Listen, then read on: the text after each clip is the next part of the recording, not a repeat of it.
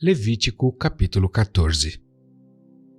Depois falou o Senhor a Moisés, dizendo: Esta será a lei do leproso no dia da sua purificação. Será levado ao sacerdote, e o sacerdote sairá fora do arraial, e o sacerdote o examinará. E eis que, se a praga da lepra do leproso for sarada, então o sacerdote ordenará que por aquele que se houver de purificar, se tomem 2 aves vivas e limpas, e pau de cedro, e carmesim, e hisopo. Mandará também o sacerdote que se degole uma ave num vaso de barro sobre águas vivas.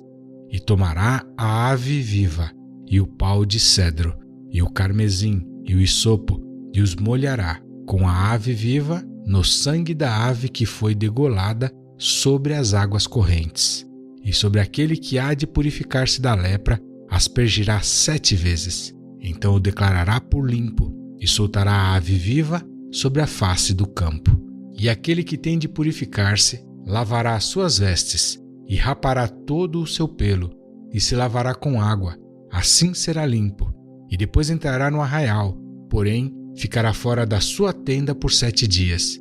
E será que ao 7º dia rapará todo o seu pelo, a sua cabeça, e a sua barba, e as sobrancelhas, sim, rapará todo o pelo, e lavará suas vestes, e lavará sua carne com água, e será limpo. E ao 8º dia tomará 2 cordeiros sem defeito, e uma cordeira sem defeito, de 1 ano, e 3 dízimas de flor de farinha, para oferta de alimentos, amassada com azeite, e 1 log de azeite.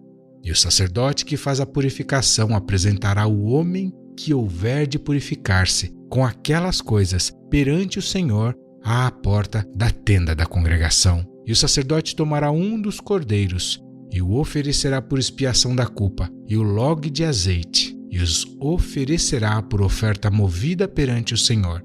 Então degolará o cordeiro no lugar em que se degola a oferta da expiação do pecado e o holocausto, no lugar santo, porque quer a oferta da expiação da culpa, como a da expiação do pecado, é para o sacerdote, coisa santíssima é. E o sacerdote tomará do sangue da expiação da culpa, e o sacerdote o porá sobre a ponta da orelha direita daquele que tem de purificar-se, e sobre o dedo polegar da sua mão direita, e no dedo polegar do seu pé direito. Também o sacerdote tomará do log de azeite e o derramará na palma da sua própria mão esquerda.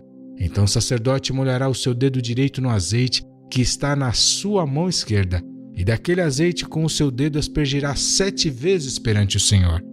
E o restante do azeite que está na sua mão o sacerdote porá sobre a ponta da orelha direita daquele que tem de purificar-se, e sobre o dedo polegar da sua mão direita, e sobre o dedo polegar do seu pé direito, em cima do sangue da expiação da culpa.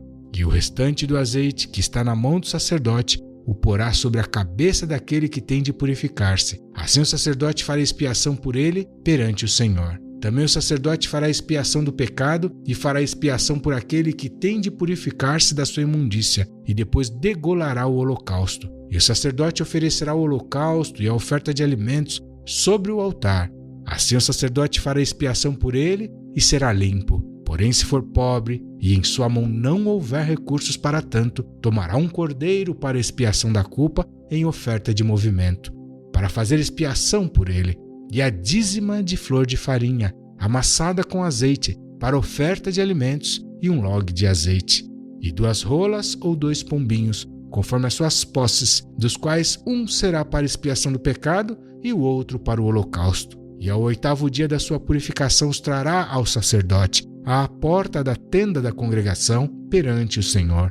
E o sacerdote tomará o cordeiro da expiação da culpa e o log de azeite, e os oferecerá por oferta movida perante o Senhor. Então degolará o cordeiro da expiação da culpa, e o sacerdote tomará do sangue da expiação da culpa e o porá sobre a ponta da orelha direita daquele que tem de purificar-se, e sobre o dedo polegar da sua mão direita, e sobre o dedo polegar do seu pé direito.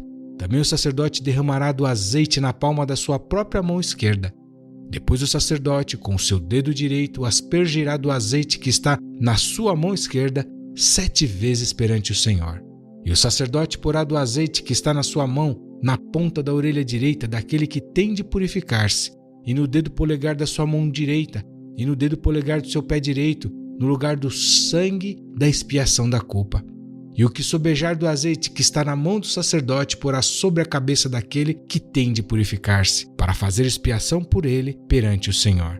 Depois oferecerá uma das rolas ou um dos pombinhos, conforme suas posses. Sim, conforme as suas posses. Será um para expiação do pecado e outro para o holocausto, com a oferta de alimentos. E assim o sacerdote fará expiação por aquele que tem de purificar-se perante o Senhor. Esta é a lei daquele em quem estiver a praga da lepra, cujas posses não lhe permitirem o devido para a purificação.